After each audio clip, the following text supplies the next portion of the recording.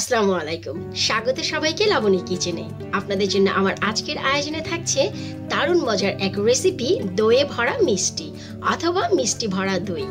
দই মিষ্টির এই যুগলবন্দি চলে আসছে জন্ম জন্মান্তর ধরে, তাই ভাবলাম পুরনো রেসিপি আরেকবার না হয় ঝালাই করে নেওয়া যাক।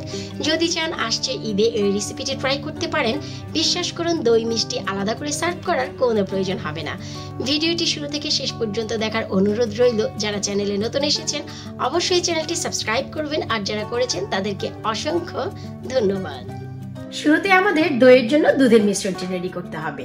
তাই একটি পাত্রে আমি 4 কাপ দুধ নিয়ে জাল করে 3 কাপ করে নিয়েছি। এখন আপনারা যদি চান এতে মনের মতন মিষ্টি মেশাতে পারেন, তবে আজ আর আমি তা করছি না। আমি এখানে 1/4 কাপ থেকেও কিছুটা কম সুগার মিশিয়েছি। 1 কাপের 4 ভাগের 1 ভাগ থেকেও কিছুটা কম মিশিয়েছি, কারণ আমাদের দইয়ের পটের মাঝখানে যেহেতু চমচম ব্যবহার করছি, তাতেও নিজস্ব মিষ্টি আছে, সুইটনেস, তাই একটু বুঝে আজকে দইয়ের পটটি আপনাদের সাজাতে হবে। এখন যদি চান আপনারা ক্যারামেল করে কালার আনতে পারেন, কালার নাও আনতে পারেন, কোনো ফুড কালার দিয়ে কালার আনতে পারেন, তবে আমি কিছুটা ক্যারামেল করে একটু কালার করে নিচ্ছি। দুধটি মাশাআল্লাহ অনেকটাই কমে এসেছে। এখন আমরা এতে ক্যারামেল মিশিয়ে দিচ্ছি। আমি অন্য আরেকটি পাত্রে ক্যারামেল করে নিয়েছি, আর বরাবরই ক্যারামেলটি আমি একটু ছেঁকে ব্যবহার করি। এটি জরুরি না, তবে আমার কাছে খুবই ভালো হয় যদি ছেঁকে আমি ব্যবহার করি। এতে করে যে ধরনের ছোট ছোট দানা তৈরি হয় ক্যারামেলের সময় এবং দুধের স্বর, তা একেবারেই ভেঙে যায়। তাই আমার কাছে অনেকটাই সেফ মনে হয় এভাবে। তবে আপনারা যদি চান না ছেঁকেও ব্যবহার করতে পারেন, কোনো সমস্যা নেই। একটু লক্ষ্য করলেই দেখবেন, এই যে দেখুন কত ধরনের শর্ট জমে গেছে। তা আমার কাছে কেন যেন ভালো লাগে না ক্যারামেলের এই শর্টটি। এখন ভালো করে একটু জাল করে নিচ্ছি। তবে এখন আর অনেক সময় ধরে জাল করার কোনো কিছু নেই, কারণ আমরা দুধটি কিন্তু জাল করে অলমোস্ট কমিয়ে নিয়েছি। তারপরেও এখন ক্যারামেল মেশানোর পর আমি পুরোপুরি ঘড়ির কাঁটা ধরে 5 মিনিট জাল করে নেব। 5 মিনিট দুধটি আমরা জাল করে নিয়েছি, একেবারেই পারফেক্ট আছে। এর থেকে আর বেশি যদি আপনারা কমাতে চান তবে কিন্তু দই হবে না, হয়ে যাবে খিরসা। তার মানে একেবারে ঘাটা ঘাটা আঠা আঠা হয়ে যাবে দই। আর দইয়ের একটি নিজস্ব টেক্সচার আছে, তার জন্য আপনাদের ঠিক এতটুকুই কমিয়ে নিতে হবে। আবার 1 কেজি দুধ জাল করে কখনোই আধা কেজি করতে যাবেন না, সেক্ষেত্রেও কিন্তু দইটি পারফেক্ট হবে না। করতে হবে, যদি আপনারা 4 কাপ দুধ নেন তবে সেক্ষেত্রে 3 কাপ কমিয়ে আর কিছুটা কমাবেন, আধা কেজি যেন না হয়ে যায়, তার মানে 2 কাপ যেন না হয়ে যায়। এখন এই দুধের মিশ্রণটি আমরা নাড়াচাড়া করতে করতে কুসুম গরম করে নেব। আর দই বানানোর জন্য মোস্ট ইম্পর্টেন্ট হচ্ছে টেম্পারেচার। আপনার এই দইয়ের মিশ্রণটি, তার মানে এই দুধের মিশ্রণটি যদি অনেক বেশি ঠান্ডা হয়ে যায়, দইটি সহজেই বসবে না। আর যদি দুধটি গরম অবস্থায় টক দই মিশানো হয় তবে কিন্তু একেবারে ফেটে যাবে। সো রাইট একটি টেম্পারেচার আপনাদের মেনটেন করতে হবে। দুধের মিশ্রণটি ঠান্ডা হতে হতে চলুন আমরা বাকি কাজগুলো সেরে ফেলি। আজ আমি দই এই ছোট ছোট পাত্রে বসাচ্ছি। এখন এই দইয়ের পটটি আরো আকর্ষণীয় করার জন্য আমি যে কাজটি করছি তা হচ্ছে আমি প্রতিটি পাত্রে একটি করে মিষ্টি দিয়ে দিচ্ছি।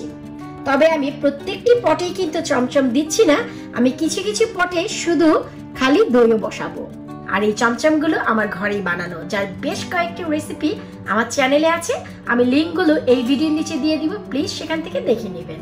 আজ দইটি আমি ওভেনে বানাবো, যে কারণে ওভেনটি আমি 250 ডিগ্রি সেন্টিগ্রেডে অলরেডি 10 মিনিট আগেই প্রিহিটে রেখে দিয়েছি। আমি হাফ এন আওয়ারের জন্য ওভেনটি গরম করব।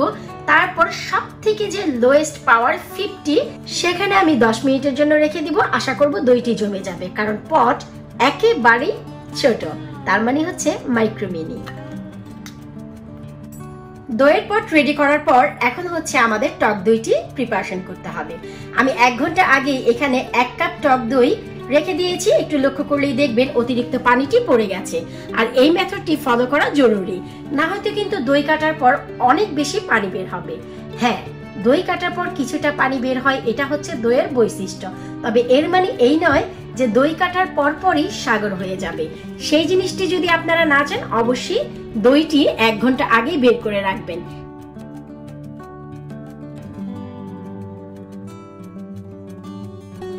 দইটি ফেটে নেওয়া হয়ে গেছে। এবার এই দই আমরা দুধ মিশাবো।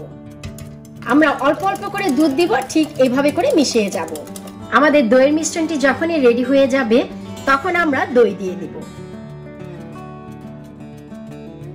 সবগুলো মুখ যখন লাগিয়ে নেওয়া হয়ে যাবে তখন আমি এই পাত্রটি ওভেনে রেখে দিচ্ছি।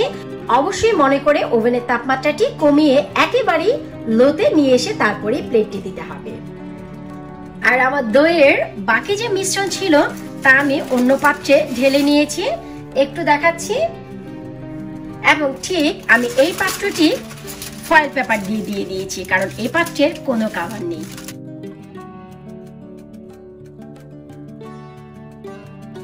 আলহামদুলিল্লাহ আমাদের দইগুলো একেবারেই জমে গেছে।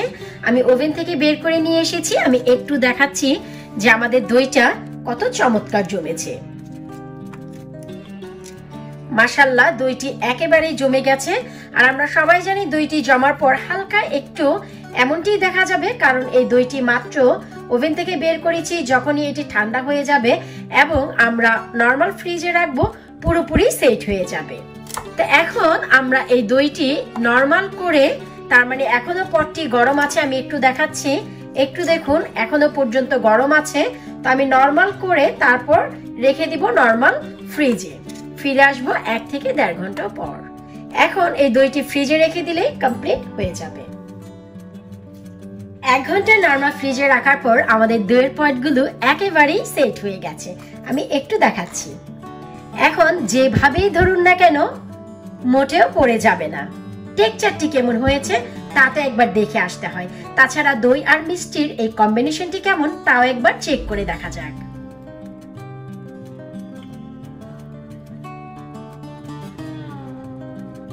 অসাধারণ হয়েছে, আশা করি দেখে বুঝতেই পারছেন। এতই মজা লাগছে যে যতই খাচ্ছি শুধু খেতে ইচ্ছে করছে। দেখুন এন্ড পর্যন্ত কোনো প্রকারের পানি আপনারা এতে পাবেন না। এবারের ঈদে যদি আপনারা এই রেসিপিটি ডাইনিং টেবিলে রাখেন, অবশ্যই তার ছবি তুলে ফেসবুক পেজে আমার সাথে শেয়ার করবেন, অবশ্যই আমি অনেক খুশি হব। আজকের মতো বিদায় নিচ্ছি, আবারও নতুন কোনো রেসিপি নিয়ে হাজির হয়ে যাব। ততদিন আপনারা সবাই ভালো থাকুন, আমার পরিবারের জন্য দোয়া করুন। আল্লাহ হাফেজ, কিপ ওয়াচিং মাই চ্যানেল।